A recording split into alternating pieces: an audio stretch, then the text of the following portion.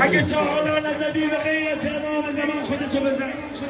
پردای بدن ها رو زیر خاک میکنن.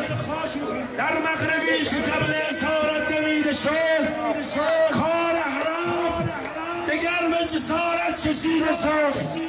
مشعل به دست ها به حرم حمله ور شدن. ناگه تمام آدم مارمدر شدن با اهل بیت فاطمه مانند بنده ها رفتار کرد. رسول نبی و بخنده ها فرحان آسمان گشت میده راست حکم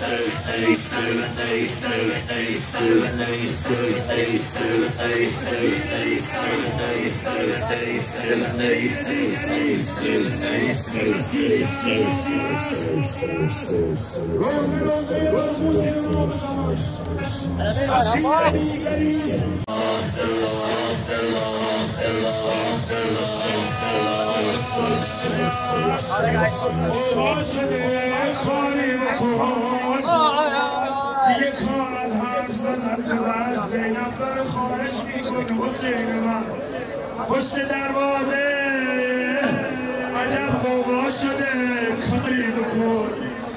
ای برادر خواهرت تنها شده کاری بکن. گفتم از اینجا نبر ما را ولی لج کرد و برد. روی خیلی ها به روی ما شده کاری بکن. خم شدم بردارم این سر را مرا محکم زدن. قامتم زیر لگدها خم شده کاری بکن. دختری را که سر بازار گم کردم حسین. دختری را که سر بازار گم کردم حسین. در کنار نیزت کوچه گردی با لباسه پاره خیلی مشکل است دیدنم سرگرمی زنها شده با کنیزم سمت بازار کنیزان میرم